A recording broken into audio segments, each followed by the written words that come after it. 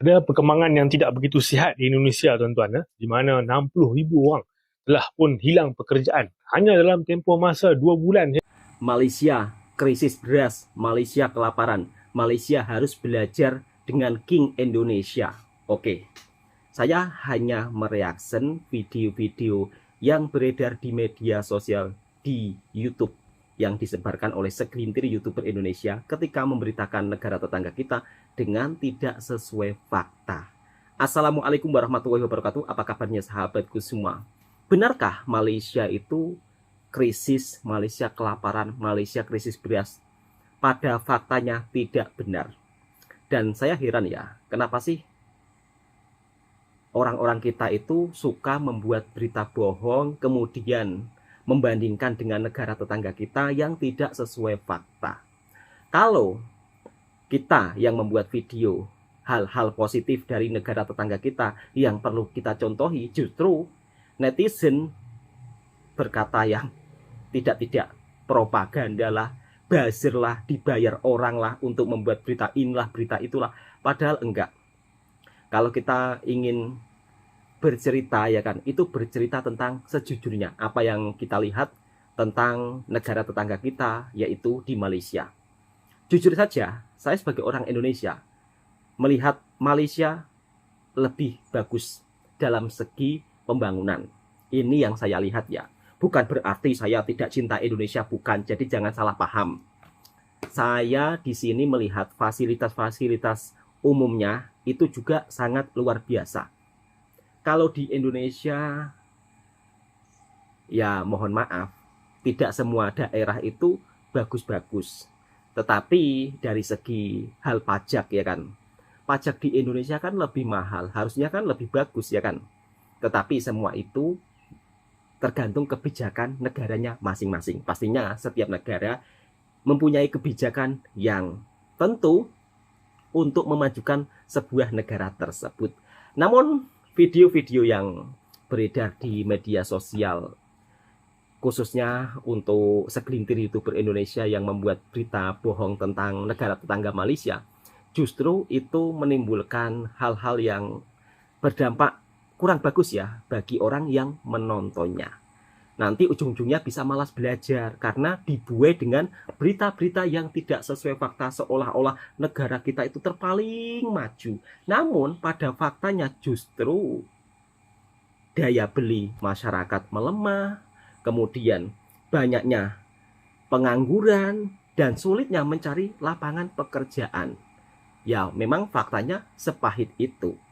Langsung kita simak dan kita reaction video yang tidak sesuai fakta. Benarkah negara tetangga kelaparan? Tapi faktanya tidak seperti itu. Menteri Pertanian, Mentan, Andi Amran Sulaiman mengungkap telah terjadi krisis pangan di sejumlah negara tetangga seperti Malaysia, Filipina, dan Jepang. Ia menyebut harga beras di 3 negara tersebut mengalami lonjakan yang sangat signifikan. Di Malaysia, kelangkaan beras lokal memicu kepanikan di masyarakat. Pasokan yang menipis menyebabkan lonjakan harga. Di sisi lain, harga beras impor kini lebih tinggi. Menurutnya, di media sosial menunjukkan gelombang protes dari warga Malaysia memang terus meningkat. Warga menuntut tindakan nyata dari pemerintah untuk mengatasi krisis ini, dan mengurangi ketergantungan pada beras impor. Menurutnya, di media sosial menunjukkan gelombang protes dari warga Malaysia memang terus meningkat. Warga menuntut tindakan nyata dari pemerintah untuk mengatasi krisis ini, dan mengurangi ketergantungan pada beras impor. Kondisi di Malaysia menunjukkan bahwa terganggunya stok pangan bisa berakibat pada keresahan sosial. Pangan bukan sekadar kebutuhan, tetapi juga faktor stabilitas negara. Dunia kini menyaksikan kenyataan pahit yang harus diterima Malaysia. Negeri jiran yang selama ini memandang sebelah mata Indonesia, kini terpaksa menundukkan kepala, mengulurkan tangan meminta bantuan kepada sang raksasa Asia Tenggara. Krisis beras yang melanda Malaysia bukan lagi sekadar isu ekonomi, tetapi telah menjadi ancaman nasional yang mengguncang stabilitas negara. Harga beras yang melonjak hingga level yang tidak masuk akal, membuat rakyat Malaysia menjerit kesakitan. Sementara pemerintah mereka kebingungan mencari solusi. Di tengah krisis pangan global yang semakin menggila, Indonesia justru berdiri gagah sebagai benteng ketahanan pangan yang kokoh. Di bawah kepemimpinan yang tegas dan visi yang jelas, Indonesia berhasil meningkatkan produksi berasnya secara signifikan. Sementara Malaysia sibuk mencari pasokan dari luar negeri dan gagal mengelola sumber dayanya sendiri, Indonesia telah lama memperkuat sektor pertanian, membangun irigasi modern, dan meningkatkan kesejahteraan petani.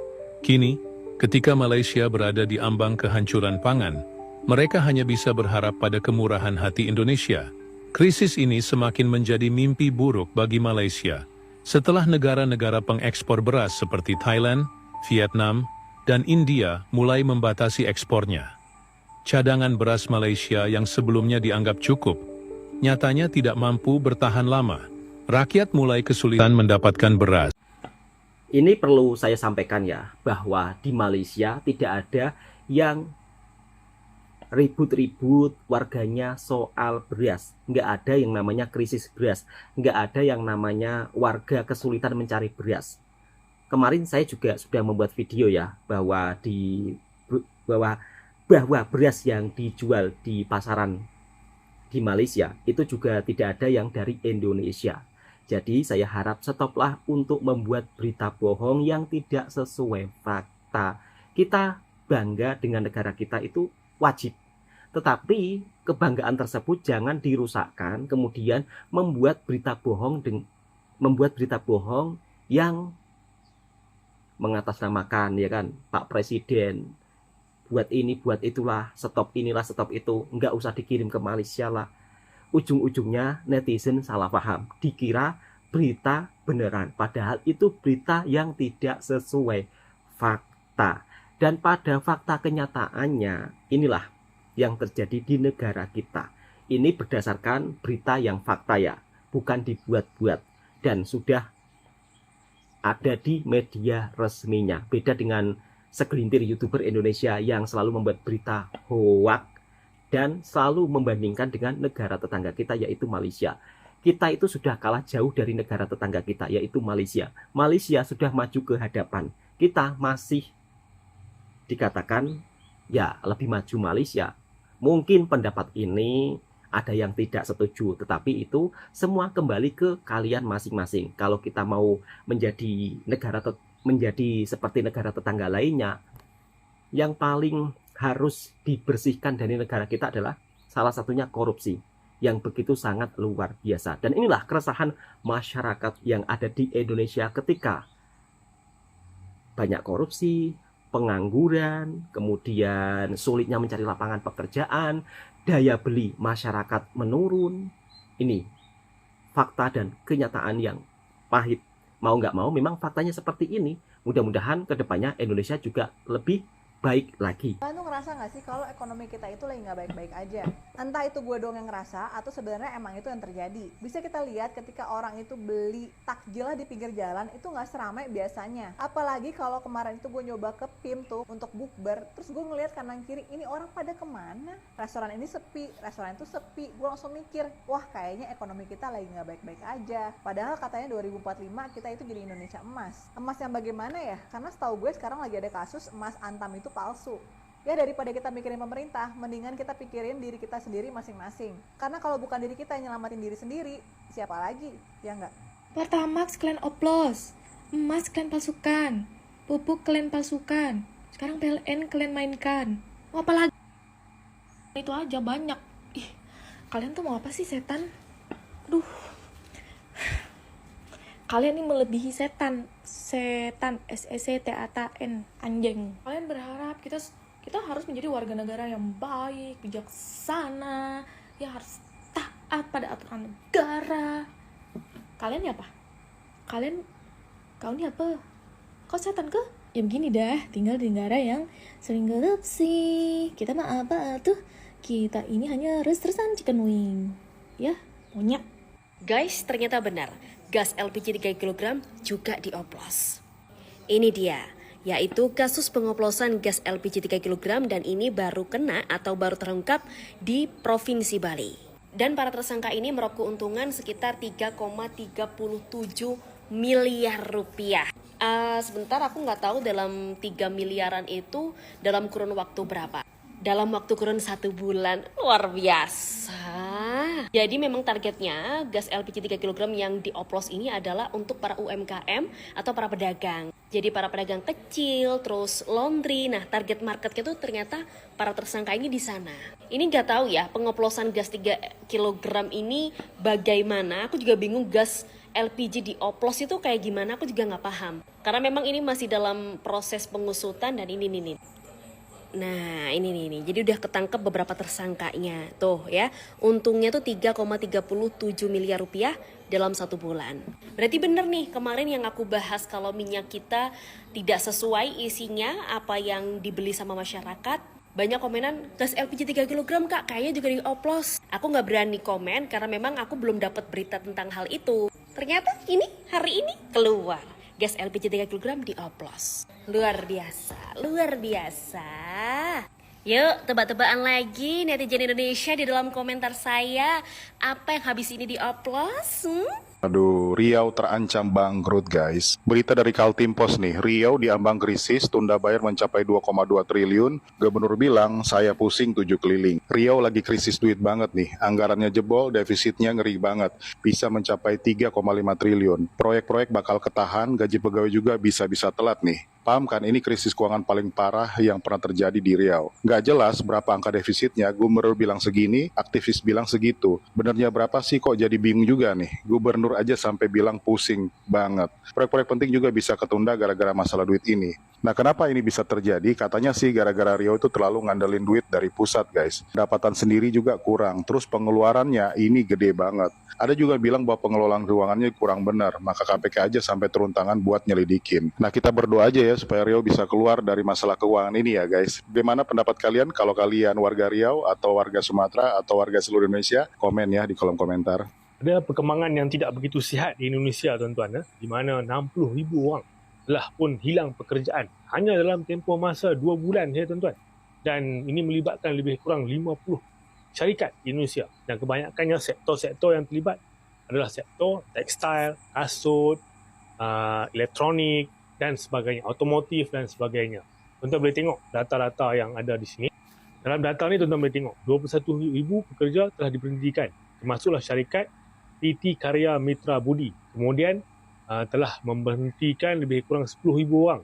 Kemudian PT Danbi International, PT New Era, PT Yong Novatech masing-masing memberhentikan 2,000 orang pekerja. Kemudian di bawah ni tengok lagi syarikat-syarikat seperti PT Aditech, Cakra Wiyata, PT Duta Cepat Pakar Perkasa dan PT Dupan Tex telah melakukan pengurangan kerja yang ketara dengan jumlah pekerja antara 500 sehingga 1,500 orang tuan-tuan. So sekarang ni berlaku pembuangan pekerja sekarang ni di Indonesia, dan jumlah itu dijangka akan bertambah lagi, melibatkan mungkin ratusan ribu dalam bulan-bulan kedatang.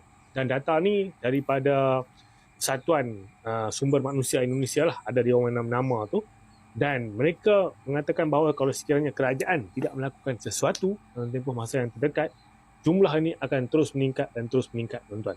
Antara sebab-sebabnya, contohnya sebelum ini syarikat besar di Indonesia itu Sritex yang membuang 10,000 pekerja. Kerana apa? Difilekan muflis, tak mampu beroperasi lagi, terpaksa buang pekerja. Bisnes tak ada tuan-tuan, permintaan kurang daripada permintaan pelanggan daripada international, Eropah dan sebagainya. So itulah antara faktor-faktornya, dan kita menunggu perkembangan untuk bulan-bulan mendatang. Adakah akan berlaku lagi pembuangan pekerja dengan jumlah yang lebih besar?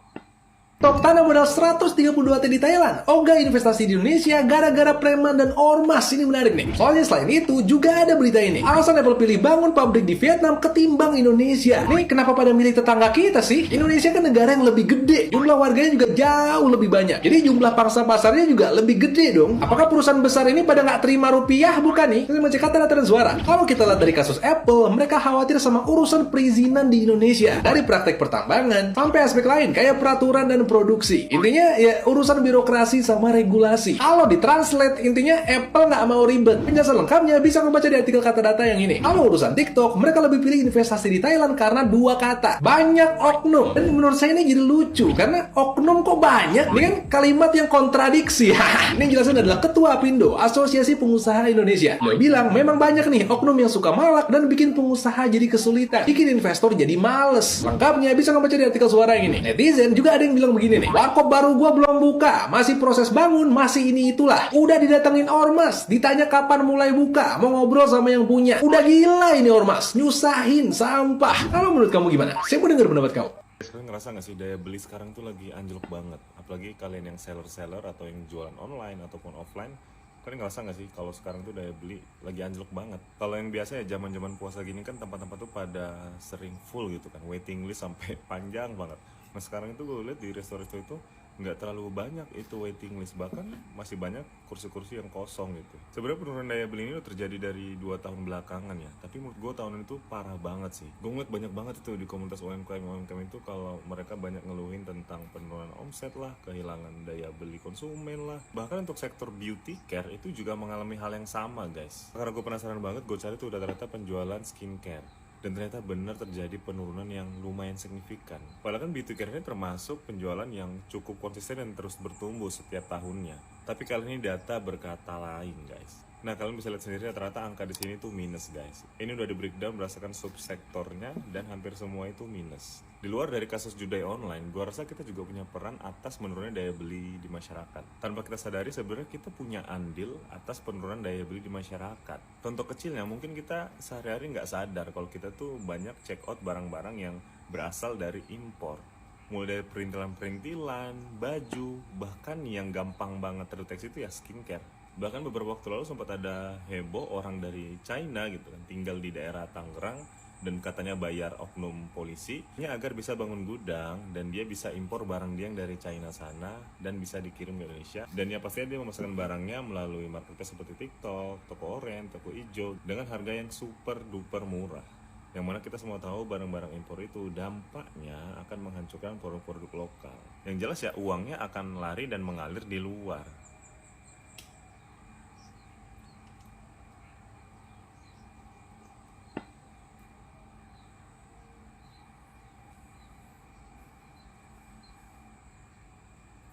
Makanya gue selalu ngajak kalian untuk lebih mencintai produk-produk lokal.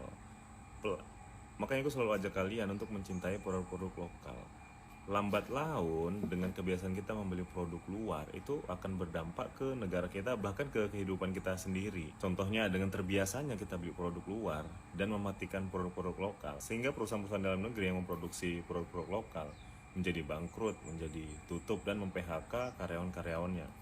Sehingga karyawan-karyawan tadi itu tidak punya penghasilan lagi dan menurunkan daya beli di masyarakat.